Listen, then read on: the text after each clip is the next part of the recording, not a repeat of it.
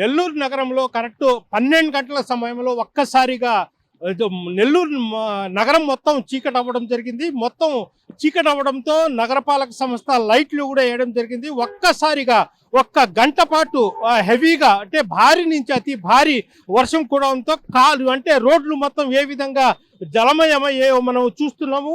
మొత్తం నెల్లూరు నగరం మొత్తం అయితే చాలా భయంకరంగా అంటే ఒక్కసారిగా చీకటి పడ్డం, అదేవిధంగా ఒక్కసారి కనీసం గంట పాటు హెవీగా వర్షం రావడంతో చాలా అంటే ఇటు అయ్యప్ప గుడి నుంచి ఇటు గాంధీ బొమ్మ, అదేవిధంగా పొదలకూరు రోడ్డు తదితర ప్రాంతాలు మొత్తం రోడ్లు మొత్తము జలమయం అవ్వడం జరిగింది. అయితే ఓ పక్క ఈ అధికారులు కూడా అప్రమత్తం చేశారు. లోతట్టు ప్రాంత వాసులు కూడా అప్రమత్తం ఉండాలి. అదే తుఫాను తీరం దాటినప్పటికీ మరో 48 గంటల పాటు హెవీగా వర్షం కురిసే అవకాశాలు ఉంటాయని కూడా అధికారులు చెప్పడం జరిగింది. అయితే ఓ పక్క అధికారులు మనం చూస్తున్నాము. ఇప్పుడు కేవీఆర్ పెట్రోల్ బంకు, అదేవిధంగా ఇటు అయ్యప్ప గుడిపై నుంచి ఇటు గాంధీ బొమ్మ వెళ్లే రోడ్లు మొత్తం సుమారు ఒక 2 అడుగుల లోతు వరకు నీళ్లు ప్రవహిస్తాం. కరెక్ట్ ఒక గంట పాటు మాత్రమే ఇక్కడ వర్షం కురిసింది.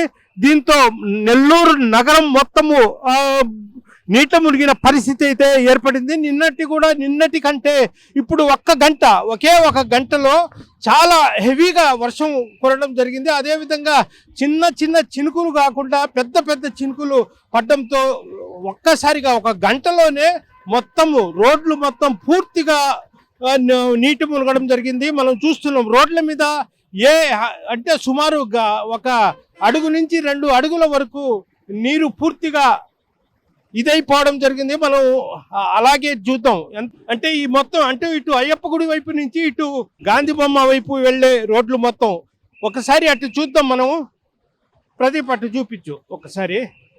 కనీసము లైట్లు అంటే కనీసం చీకటి పడిపోయినట్లుంది. కరెక్ట్ ఇప్పుడు 12 గంటల సమయంలోనే చీకటి పడినట్లయిపోయింది.